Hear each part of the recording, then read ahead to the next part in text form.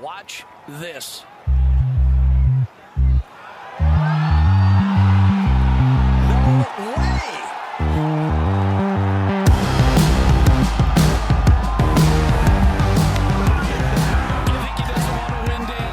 Hello and welcome back to the Cookie Jar Golf Podcast. I am Sam Williams, and today we've got a special guest interview lined up with Richard Bland. Richard's been someone we've been keen to get on the pod for a while now. 2021 has obviously been an incredible season for him, notably picking up his maiden tour victory at the Belfry in May. And he is currently the oldest person to do that on 478 attempts of trying. And that's kind of kickstarted just a stellar year from him. He led the US Open after 36 holes at Torrey Pines. He's notched up 9 top 10s rather in 2021. And it's just a really interesting kind of discussion with him. We talk a little bit about his relationship with Tim Barter. We talk about equipment. We talk about, joining the game in sort of 1996 when he first turned pro right through to today. And along the way, Richard's had to regain his tour card on a number of times, which he's done through the Challenge Tour and Q School. And it's just a really good discussion. Richard's kind of really kind of down-to-earth guy, talks a lot about, what he's working on with Tim, his game, and amazingly, you kind of get the sense, I think with Richard, that he just absolutely loves beating balls. And in that sense, there was no one better to get on the pod. We're really glad Richard gave us our time. We think it's a really good podcast, so we hope you enjoy. Richard Bland, welcome to the Cookie Jar Golf Podcast. How are you doing? Yeah, I'm well. Thanks for having me. Yes, we've been trying to get this sorted in the diary for a while. So yeah, nice to finally get it done, and hopefully the listeners will enjoy it. Absolutely. Well, the pleasure is all ours. You've been a bit busy. You've been under the surgeon's knife, I see, recently. Just give us a little bit of background on that. Yeah. I had a torn meniscus. I had my right knee done about 8 years ago. And to be honest with you, I was playing most of the year with it. But it wasn't affecting hitting any balls or anything like that, but just playing on it the whole year. The last sort of 3 or 4 events, it was getting quite sore. The walking, it was still no pain hitting shots, so that's why I could still play. I couldn't, I was struggling to walk around, at the end of every day, it was pretty sore, and it needed to be done. I'm about 2.5 weeks out of surgery now, but it's gone great. I've done a lot of rehab. I hit balls for the first time today, which is great. A real sort of boost, just for the sort of morale and to know that it's okay. I haven't hit anything of any distance. I think the longest shot I hit was about 120 yards. And I only hit maybe 25, 30 balls, just to see how it was. And hopefully I don't get a reaction, which I haven't done. The knee was fine. It was absolutely, you kind of feel like, I could do an awful lot more. But I only literally took 4 clubs up to the Wisley because I know what I'm like. If it feels okay, I'd want to be hitting 5 irons and start wailing on drivers. Straight with the driver. So I thought, well, if I haven't got those clubs there, then I can't hit them. So I literally just took 3 or 4 clubs, and you know what? I'll just build it now, just slowly. I'm still in no rush to get back up to full speed or anything like that. It's more just still taking it day by day on how it feels and go from there. We'll get into your season and everything shortly, but you touched on it there and said the temptation is to take the 5 iron and start hitting loads more balls. You're 48, I believe, Richard, and you still get the urge to still chop your way through some pyramids of balls. I think any professional sportsman, we're probably not the most patient person in the world, and I think. Especially kind of at my age, I'm nearly 49 now. I'm 49 in a couple of months. So the temptation is there to just dive straight in at the deep end. And, I didn't want to do that.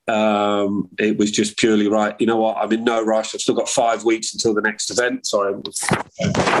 So I've still got 5 weeks. So it was just see how it goes. And, I'll do a little bit more again tomorrow and just build it gradually. So I still think I'm probably a week away from hitting a driver with kind of full confidence. I'm fine with that. That's I haven't got an issue. It's the perfect time, isn't it? It's perfect time to get this stuff out of the way with. You're obviously on to talk about what's been an incredible year for you. Before we start diving into it, how do you summarize 2021 to your family and your loved ones and your friends and stuff? What does it mean to you? It's been pretty average. Yeah, pretty bog standard. No, it's been obviously, when sort of January 1 comes around every year, of course, you want it to be a good year, as everybody does, no matter what you do in life, whether it's professionally, personally, or anything. I know we've all been struggling with a lot of things with the pandemic, and it looks like we're going to be going through that for a little while longer. But I couldn't envision what's happened this year. Back 12 months ago. My main aim at 48 was right. Okay, if I can play until I'm 50. So my main aim was really just secure your card.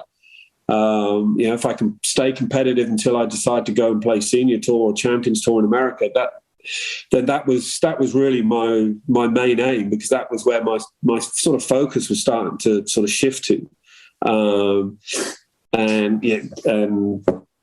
was just one of those summers that you kind of dream of, really. Just everything I touched sort of turned to gold, and it's just one I'll remember for the rest of my life.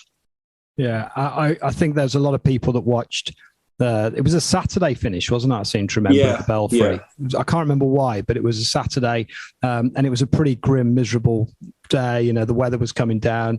The Belfry's as soft as pudding, as we all know anyway. So it was, you guys were really slogging it out there on the final day. And, I watched a little bit of it back, actually, kind of in preparation for this. And the putter caught fire, didn't it, on the back nine, and they were going in from everywhere. And it was just an incredible sort of closing nine, great performance all week. But I sense that actually, your form was trending in that direction anyway for some time. It wasn't actually just turning up that 1 week at the Belfry, was it? It was, kind of felt like the results have been coming good for a good year or so. Yeah, when we came out of lockdown, the first time back in 2020, I played pretty good. The last sort of 5 months of the year, whatever we had, I think I only maybe missed one cut, I think, out of everything we played. And I got myself in, some pretty good positions going into the weekend. Obviously didn't go my way.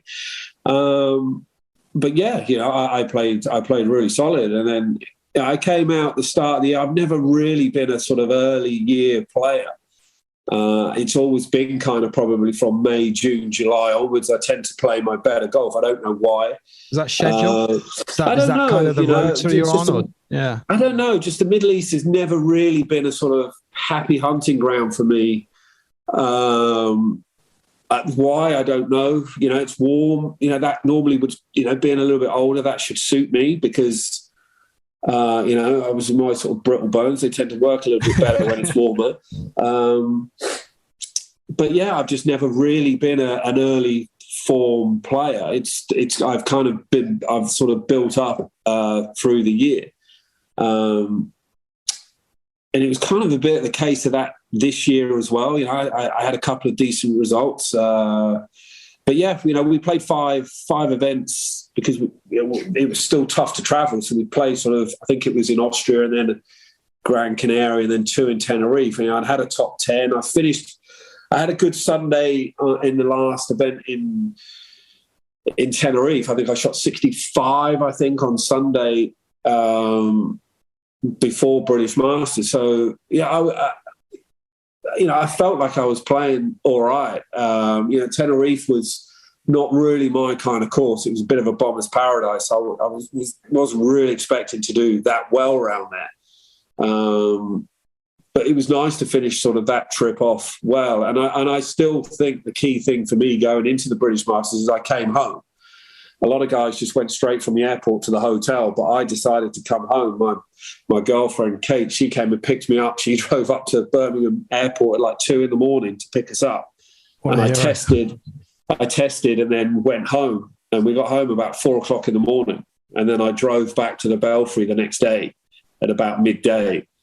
and just played 9 holes. And I just think for me, getting home, sort of drawing a bit of a line under the sand of those events just kind of hit the reset button for me. And I still think that's, obviously hindsight's a wonderful thing, but I think if I'd have just stayed at the hotel, I don't think I'd be probably sat here talking to you now with what's gone on. Maybe really? I would, I don't know. But for me, that made a huge difference, just to be able to sleep in your own bed for a night and just have half a day at home. For me, that was, that was, I think that was a big thing.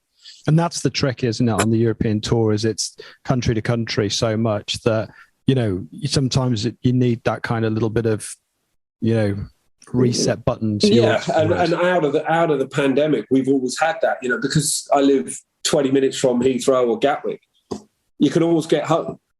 But because travel's been so difficult the last sort of 2 years, wherever you've had to go, you've probably doing 3-4 week stints, even in Europe. And I find that incredibly difficult. I always do like to get home in Europe between events just to go, right, okay, that's that week done. And then I can just pack my bag and off I go again on a Tuesday. And not being able to do that, it's been really sort of, quite difficult on the mental side of it. You're just, Christ, we're only an hour and a half flight from home, but you can't get home because there's no flights. It feels like a world away, doesn't it? Everything feels it so does.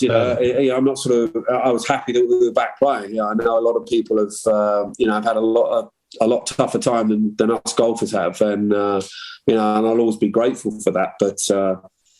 But yeah, out of sort of COVID times, it's always important for me just to get home, even if it's for half a day. That for me is it's all the difference, isn't it? Yeah. And you had you obviously put in a great performance all week. Going into the last day was really bunched. Just give us a sort of little sense or a flavour for what that back nine was like for you, because you've got to take me there. It's a good opportunity for the maiden victory. You've got other people nearby, people like Bob Mack, who have probably got, years ahead of them where there's going to be more wins that are going to come. And, how much is this playing in your mind where you're thinking this is probably the chance to get it done? I think with 9 holes to play, I knew I was in there. I made a great par save at 9. I hold about a 12-footer for a par at 9, which was a real sort of like momentum keeper. And then I go on to birdie 10, which then you kind of like look back. That really was a huge, in the grand scheme of things. I hold a couple of good putts coming in, but that was probably one of the most important putts of the day. And it had about 8 or 9 inches of break on it as well. It was one of those that you out of 10, you probably only maybe hold 2 or 3 times. So then to hold that and then go birdie 10 was huge. And I think that kind of just kept my momentum and set me up for the back 9, because the weather was starting to come in, around 11, 12, 13. I probably, because I was a good hour, maybe an hour and a half ahead of the leaders. I probably played that back 9 in the tougher weather. I know they went through that weather as well. Of course they did, because they were out there. But the sort of par 5s like 15, 17, and playing the last, they were tough holes. So I probably played those, the holes where you think, right, okay, you can take advantage when the weather was at its worst. But you've actually raked one in for birdie on 12. I was trying to keep that out of my mind as much as I could. That this could be the time. I think probably, looking back on previous attempts to win tournaments, I've probably put too much pressure on myself. That right, well, this could be it. This could be it. And you get out of your focus. It's what's got you there. And I didn't do that this time, not for a second. Or if I did kind of feel myself, oh, right, okay, what am I going to say in my winner's speech here? I got myself out of it straight away and just got straight back into the mindset that I was in all day. And that's what got me through. Is the mind working towards a number there? Are you sort of going out thinking, we need 66 to be in with a sniff here? Are you thinking... Well, Tim texted me that on the Friday night. He's never texted me a score in 20 years. And he texted me and said, look, He said, 69 is not going to get this done. You need to shoot 66. Love it. I don't know why he texted it to me. I think because he knew, looking at the stats, that I was tee to green. I was head and shoulders above everybody else. I wasn't holding enough putts, and we talked about it on the Friday night. And he just said, look, you have to be that little bit more aggressive. He said, putts are getting to the hole, of course, but they're not running at the hole. I think Tim could see, my tee to green game was, I should have been probably 6 or 7 ahead, really, if I'm being honest. And that's no disrespect to any other players. I'm sure other players say, well, you could hold a putt here, could hold a putt there. But I didn't realise until after the tournament I was 100th in putting that week. No way. Normally, that's for the full event. Normally, a guy that wins a tournament is probably in the top 2 or 3 of putting all week. Mm. So it shows you. I was number 1 in tee to green in literally every category that you could think of. But you can roll it well, can't you? And the putts don't drop. And you've played. Oh, of course. You're coming up to 500 events now, aren't you? I think. Mm. And yeah, you must have experienced this where days where you've rolled the ball good, it's not gone in. Course. It's just so important, I guess, that all of a sudden it just clicks at the right time where the hole just looks massive all of a sudden and they just start pouring in. We've all had days where, we've all had days where you can go, you know what, I can't miss. And then, playing at the race to Dubai, I couldn't feel like I could hold a putt if I stood there for 24 hours. I'd hit a good putt and, if the pace was great, the line wasn't quite right. And then if I didn't quite get the pace right or the line was right, the pace was wrong. It was, and then you kind of start you start second guessing yourself, and you almost stand and think, well, I just ain't going to hold this. But then you can stand up. Sometimes you walk onto a green, you don't even look at the line, just get up there and hit it, and off it goes, and in it goes. Oh, what's that about? I hold a couple of good putts earlier in the round, or I got the pace of the greens earlier in the day on Saturday, and like you say, I hold a couple of nice ones, on sort of certainly on 10, 9, 10, 12. 18 was a pretty decent putt, I would say. That was, that's got to be the all-time one, sure. Oh yeah. That was, again, it wasn't the easiest putt in the world. The nice thing about it is it was kind of mainly downhill, so I didn't have to worry too much about the pace. It was just purely just pick your line, trust it, and just set it off online. All the work that we do on putting greens is, a lot of it is just right. Can you set the ball off online? And that's what I just told myself. So look, just set it off online. The pace is fine.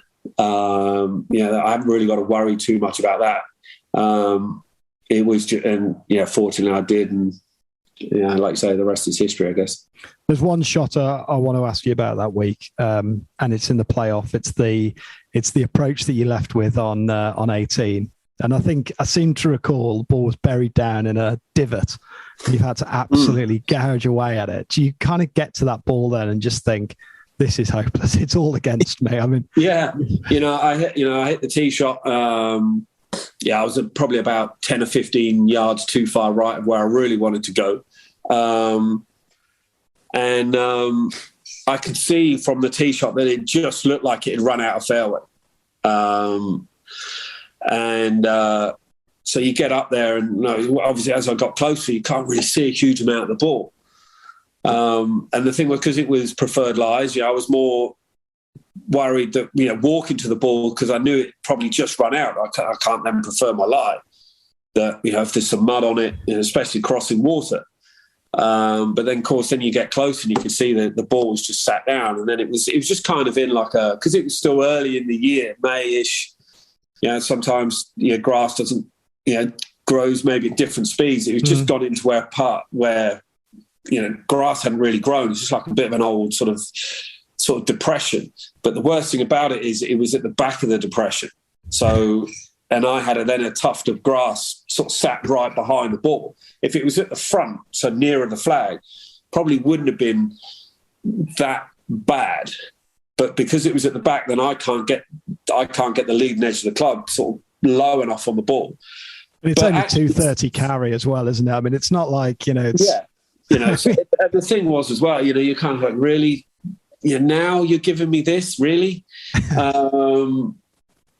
But, once you've kind of, okay, you have that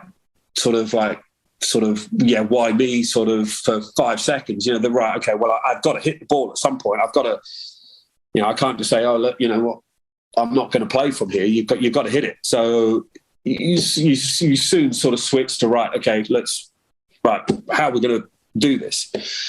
And then it sort of simplified a lot of things. Yeah, it took certainly over water, it took long iron completely out of play, because I just wouldn't have been able to get to the bottom of the ball and get any elevation. So unfortunately, I carry a 5-wood, and it really was the only shot. And after my own heart.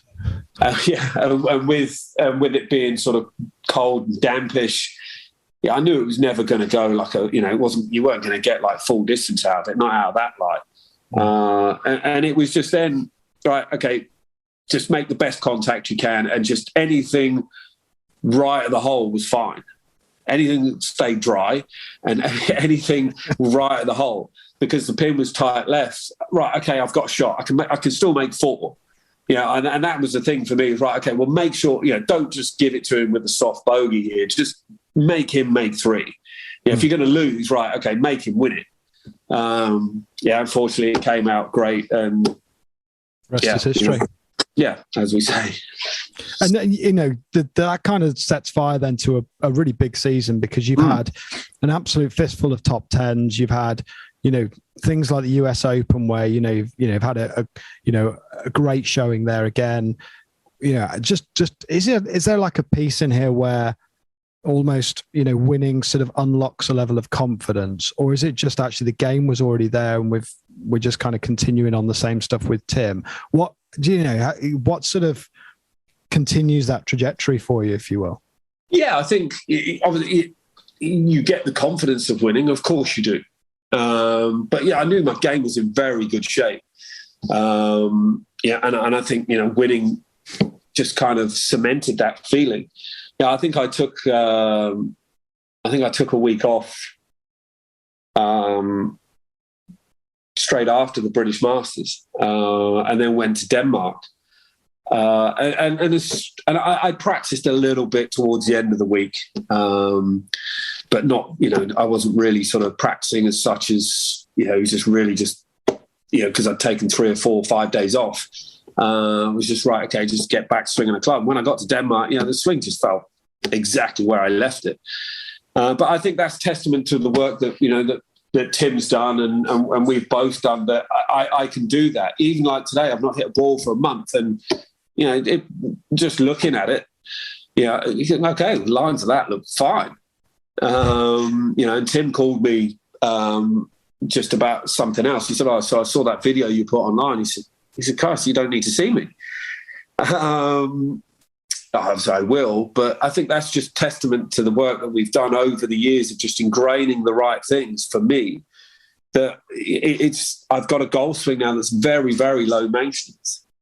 How does that partnership work? That's what I've always wanted. If needed, I could go 3-4 months with not seeing Tim. If I was playing well and I felt like my game was good enough to compete and win, I wouldn't see Tim, and he's fine with that. He never chases me. Do you need to see me? Do you need to see me? I go to him. So if I even if I'm swinging quite well, I will see him now and again. Just to go, right, okay, I just want to make sure that all the basics and the fundamentals are there, and posture's not sort of slipping out of place or anything like that. So yeah, but as regards, if I think, right, I'm hitting the ball as how I want to hit it, and I can hit the shots that I want to hit, I don't see him. And do you think that's a kind of a symptom of a 20-year partnership? You kind of I think build so. up a level of trust, don't you? You still see it on tour today. You can still see guys probably get overcoached. I'm probably, in fairness, I'm probably the other way. I'm probably undercoached, but that's how I want to be. I want to understand my golf swing. I want to be able to fix it myself and know the nuts and bolts of it. And so many times, like with Tim, he'll come and see me at the Wisley and we'll hit balls, we'll video it, and I'll tell him what I think. I'll say, I think this, this, and this. And he'll go, yeah, that's exactly what I'm seeing. So we're always on the same page. And that's what I want from a golf coach.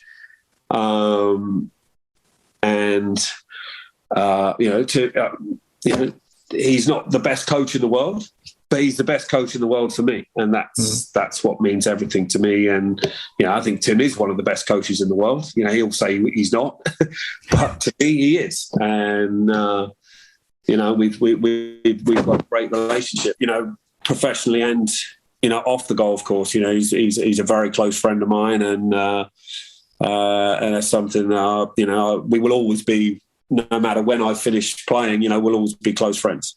Yeah. I mean, I think, and that's where, even at an amateur level, right? You people working with coaches because someone says that's the right person. And actually it's so much in the dynamic between the partnership, because so much of this is in like the communication and the way that, feel is translated through language and stuff. Of course.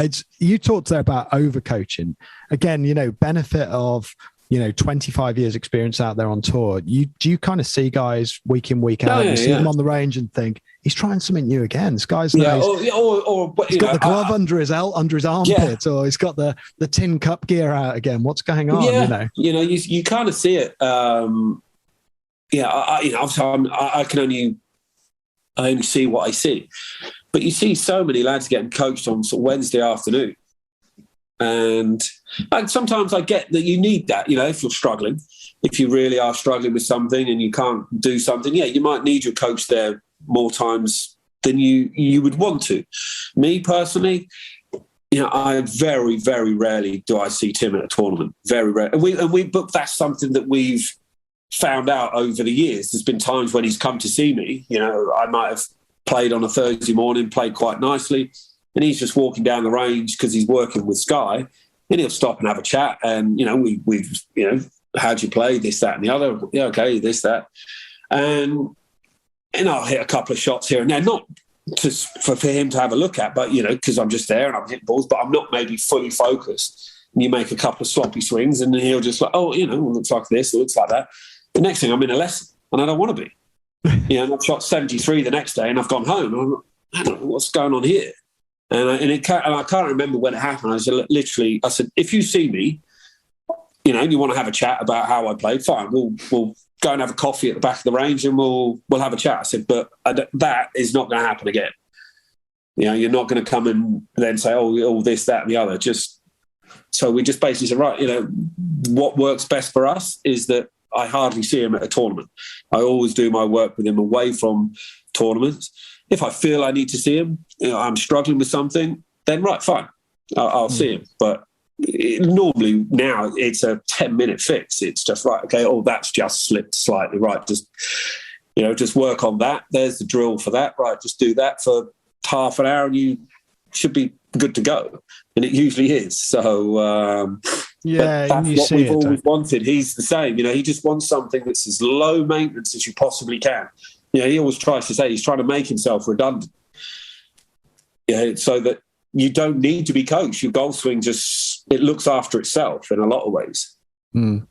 You do see a lot of it, don't you? You see players, finishing, beating balls on a Saturday night, going into a Sunday, working on new moves, and you're just thinking, you just know there's a 76 around the corner on this. There's times when that needs to happen, of course. I'm not suggesting it doesn't, or if you've played poorly on the Saturday, or you've hit a certain shot that you just don't like and you're trying to stop. Okay, you know what? You might go and you might go and do a few drills. I've done it, and I would do it next week if that was the case. If I felt like after a round, I need to, I can't stop hitting it right or something like that. I'll go and work on it because that's what it needs. Something needs to be slightly fixed. But I'm a big advocate that, if it ain't broke, then certainly don't try and fix it. I want to talk a little bit about the US Open, if that's okay. You spent, You had you obviously led after 36 holes in that. The Americans would have been going absolutely wild with the headlines, going, "Who is this Richard Bland?" You know? Yeah. And but you'd hit the ball. I mean, off the tee, it was on frozen rope, wasn't it? Yeah. For, it was, it's a really demanding test, tee to green, Torrey Pines. How do you look back on the US Open? Because it was obviously a difficult weekend. How do you look back on that? Yeah. First, it was a bit of a game of two halves, I guess. Like you say, the first 2 days, everybody talks of the US Open. It's the toughest driving examination you'll face all year, and it is. But I didn't think I could miss. I thought the fair was quite wide. It was just because I couldn't miss a fairway if I tried. But that's how good my golf swing felt with the driver and with everything else. I played fantastic Friday morning. I think I finished 5, but I got it to 6. And then you kind of have to sit on the lead for the first time ever in a major for best part of 24 hours. And then the course was just completely different on Saturday. I mean, the test was completely different. When I played at like 7:10 on Saturday morning, it was gettable. Even though I played very, very well, don't get me wrong, but the course was gettable. And then you go out and then the greens are just, completely different. You even just with a 100-yard shot, the greens were releasing probably 8-9 yards. And even though the weekend I still drove the ball very well. Even at the weekends, I still think I hit 10 fairways at both days. But I just got on the back foot with the second shots and probably got a little bit too defensive, and it just wears you down. If you just drop a couple of shots early, it just wears you down because you stand there, well, where am I going to make a birdie? It's especially when the course gets really firm and fast. You just, okay. It doesn't matter whenever you play a US Open, if you stand on every hole and someone offers you a par, you pick it up, walk to the next. Doesn't matter if it's a 300-yard par 4, you'd still probably think about it. I just can't. You probably look at it. I just got US Open. I'm not the first person. I certainly won't be the last. But I think the main thing that I took out of that week was that when I have my game, when I feel right, my game is in good shape and I like the way I'm playing and I'm doing everything well, it stacks up against the best in the world. And it's proved that. Okay, I didn't prove it over 4 rounds of golf, but I proved it over 2. And that's a great feeling to have. So I came away, okay, I was disappointed, of course. The golfer in me his pride is hurt, of course. But when you look at it and you look at take the positives from it, I thought, you know what? When my game's there, it stacks up. And that was a huge, huge plus for me. Very big plus. It must be tense sleeping with the lead on the US Open. I've got a funny feeling that's something I can probably only ever dream of. And I'll just have to spend my life imagining. But as a viewer, you just don't legislate for how fast they turn those greens and how firm they make them because they push them to the edge, don't they? The thing is with the US Open, even like you can't fake it even for 9 holes because it will find you out. Even on a Thursday, you can't. Yeah, you might have 9 holes where you hit it around a bit and and you hold 2 or 3 30-footers for par and stuff like that. But a US Open will just find you out. It will. So even the first 2 days. You can't you don't get to 5 or 6 under par because you're missing fairways and you're missing greens and you're up and down in it, for out of ball washers. You've got to hit quality shots. So I think that was the thing. Even though it was the first 2 rounds, it's still the pressure of a US Open that every single shot there's double bogey just round the corner, and one poor shot can do that. You can take double in a blink of an eye, even on Thursday, because that's the thing with the major. They don't just, oh, there you go. They don't just hand it to you on a plate, especially the USGA. We all know some of their course setups get a little interesting, let's say. So even from the get go, they don't just right. Okay, well we'll give you a day just to ease you boys in. You know, these are the 4 biggest tournaments in the world. So right, you've got to have your A game right from the word go. They push it, don't they? They do push it hard, and it ends up rewarding the Bombers because, like you say, you've got a green that's like a car park, and you've got guys in the field that have got significant distance advantage. They're younger. You people like John Rahm, people like Bryson sending it so far that actually they can kind of attack those pins a little bit more, and it kind of marginalizes things a little bit, doesn't it? I think for certain people in the field. But it is the same test for everybody. And it didn't go my way at the weekend, and that's fine. I gave every shot 100%. And it wasn't for the fact that I kind of folded under the pressure. I started quite nicely on Saturday. I think I was level par through about 6 holes or something like that. So it wasn't like I buckled from the word go and I was 5 over after 3 holes. It just kind of like, I think I was 1 over through 10, so I'm still right in there. And it just, like I say, just wears you down. Just a shot here or there, you're just 5% out, and you make bogey. And the thing is once you start and get sort of in a US Open, once you start getting that sort of 2-3 over par, and you just start leaking that oil a little bit, it's just very difficult because you don't sort of think, oh well, there's 3 good birdie chances coming in, and just steady the ship with a couple of pars, and right, okay, you can maybe get back to level par or something like that. It's just right, okay, well, where is a chance? Really, you're just trying to get home. Yeah, you're just right. Okay, just get it to the house with as little as damage as you can, and it's just a brutal test. And the last 6 holes on Sunday, I was fried. I was absolutely fried mentally because it just every single time you kind of even when you've got a 30-foot putt and you're putting on greens that are probably 13 on the stimp meter, it's not like you just knock it up to 6 inches and tap it in. It's always 3-4 feet. So you've always got that next one to concentrate on, and it just wears you down. It does. But it was a great experience, and I loved every minute of it. That's why we play the game.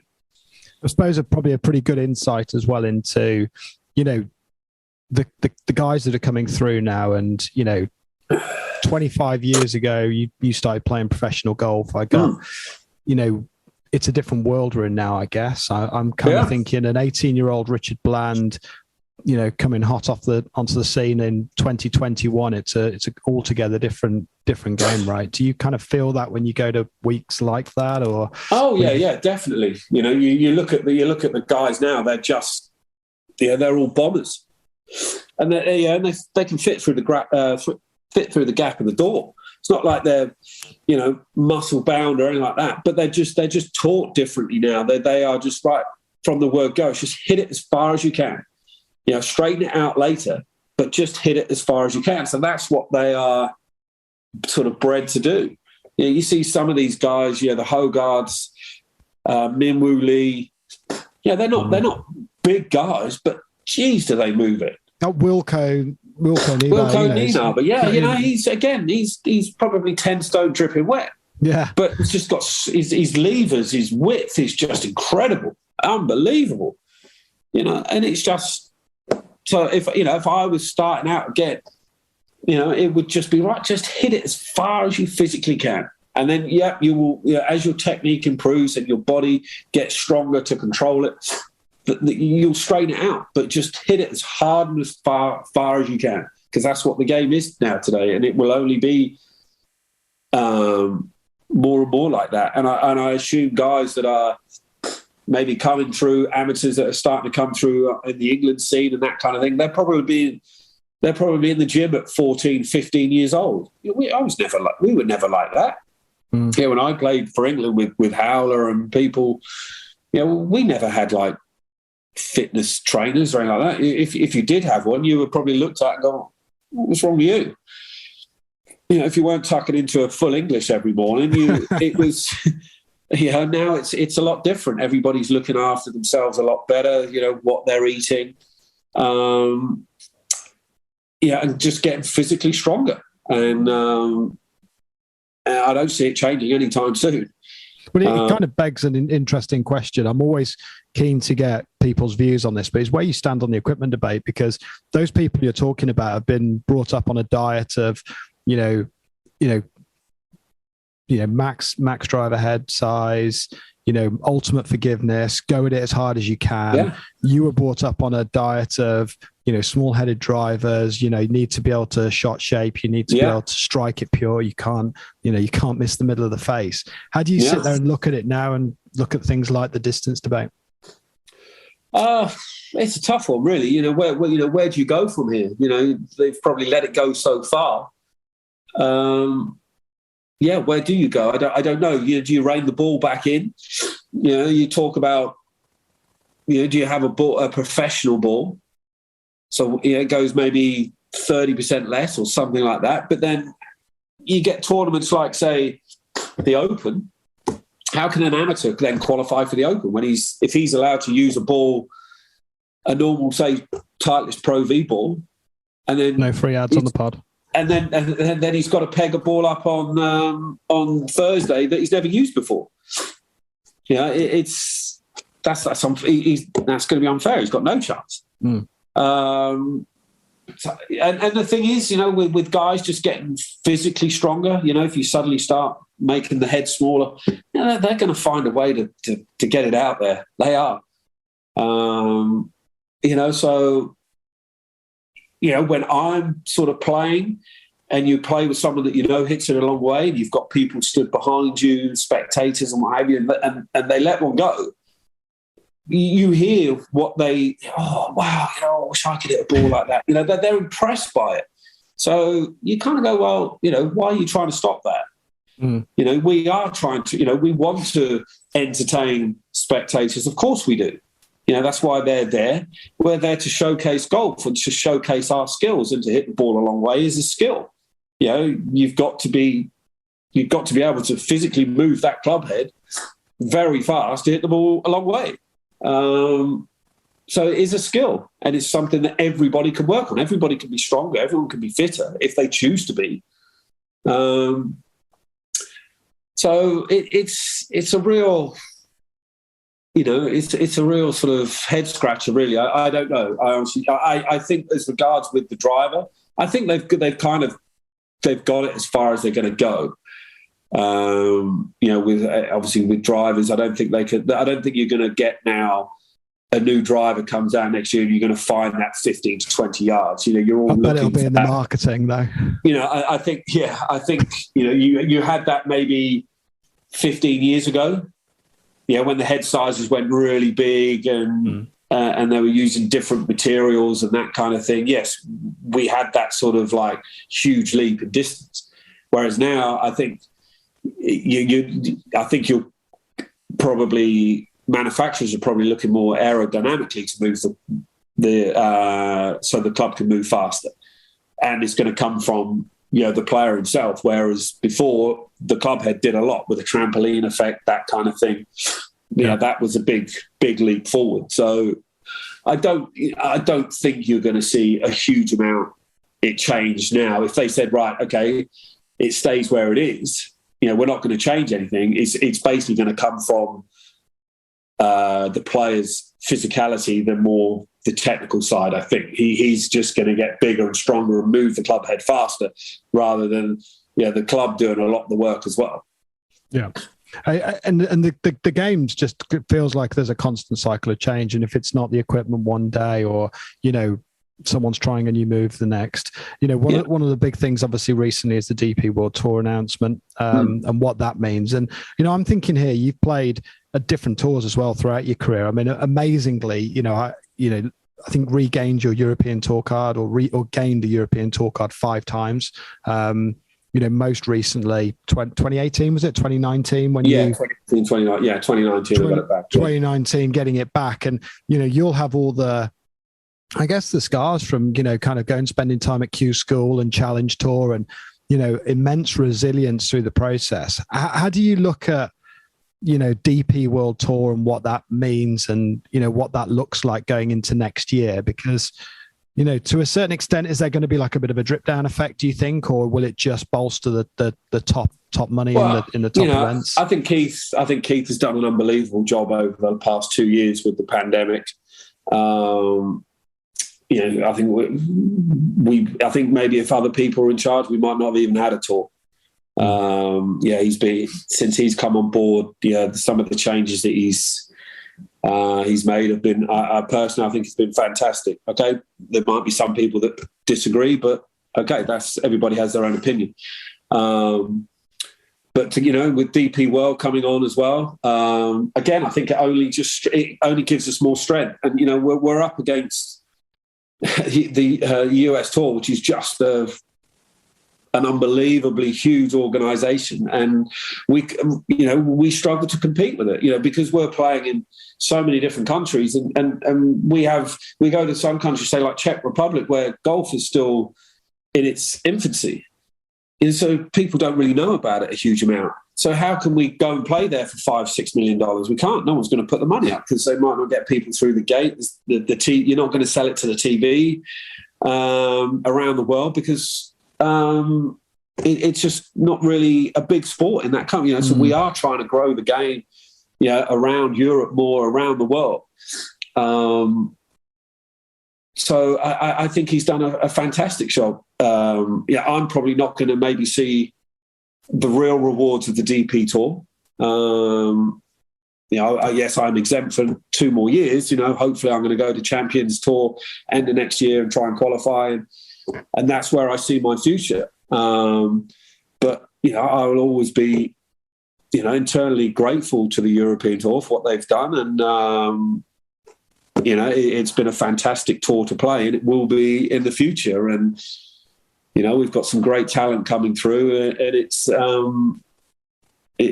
going to be very exciting. And, and such a thing with a partnership with DP World, I can only see it being a positive, and I think it will only grow from here. And I think in 5 years, I think the European Tour will be a lot bigger than it is now, or I should say DP World as well. But we are still the European Tour. I think it'll be huge, and I think hopefully we can, compete more with America and try and hold our better players more in Europe, which has been the hard thing for us. Especially over the last couple of years, where our prize money has really suffered. So guys will go to America, and you can't criticise them for that. There's more world ranking points over there, so you can't hold that against them. So hopefully, we can attract better fields, get more world ranking points, and like you say, and then hold our better players more in Europe. Mm. And you've got, things like, the possibility of a Premier Golf League happening, things like the Saudi Golf League and what happens there. There's going to be, and status is everything as well, isn't it? As a top 50 in the world mark, it's so key, and everything's concentrated around a calendar around the US. I think it is interesting, but one thing that's clear, and it kind of, I think, talked about there, these kids coming out now, these guys are coming out as professional athletes, and I think those feeder tours need that. I'm curious because you mentioned that your exempt status for the next 2 years. You've obviously, I'm guessing you'll have event number 500 circled on the calendar in your schedule. Where's that going to be, and what's the next year looking like? I'm trying to really make it at the British Masters. Okay. So I think I'm at about 492, I think, right now. So I'm going to play, hopefully, if everything goes to plan, I'm going to play about 4 or 5 in the Middle East. And then I was going to play a couple in South Africa. But I've just organised a trip with my brother to America. We're going to go play Augusta, end of America. I've got a friend who's got a friend who's a member there. I've already been to play once a few years ago. So I've kind of scratched those 2 off, and I'll probably try and play maybe there's a tournament, I think, in Malaysia or Thailand, and then in Japan. So I'll probably play those 2. And then British Masters will hopefully be 500. number 500, which I think, That's such an achievement. I think that would be pretty cool. I think, to stand there, defending champion and to play 500, which, I'll be hugely proud of. So, I think that'll be a nice way to sort of make that one happen if I can. Yeah, that's a hell of an achievement. And you got the 150th in St Andrews as well. So presumably there's eyes on that as well. Yeah, that's another huge thing. I've not played an Open at St Andrews. I've always wanted to. So to be able to play the 150th there would be, and especially after hitting the opening tee shot at St George's earlier this year. Yeah. I wish, in all fairness, I would have preferred it at St Andrews because it's a little bit more of a wider target. But that's going to be another huge thrill to play an Open at St Andrews. That's where, if you ever want to win an Open, that's where you want to win it. I'm already sort of looking forward to that. So it's going to be exciting, 12 months. So what you will, I think the opening tee shot at St Andrews strikes the fear of God into most people. It's one of those, it's too wide. Like you you'd say, be in some good company though if you pulled it out of bounds, and if you did get that first tee shot, I think is it Baker Finch and Woods have both managed it. So that was a nerve-wracking experience at St George's. I'll give you that. That was I was probably more nervous over that tee shot as I was over the 3-footer at the Belfry. But really? That was huge. That was, again, something that, when you're waking up on January the 1st, to have that honour bestowed on you was just, something you only dream of. Yeah. And, I've got photos and I've got the video of it. And, that's, again, just something I remember for the rest of my life. I mean, 2021 is going to go down the calendar for you, no doubt, as a very special year. And with only a few days left of it before the next year, all we can do is, I guess, wish you the very best, Richard, for next season. We'll pull in for you. Thanks. If the British Masters is the 500th as well, that's awesome. We're going to be there and cheering you on. But thank you so much for joining the podcast. No, we really appreciate it. And have a great Christmas and New Year. And yourself. Thanks very much. See you soon. Take care. Watch this.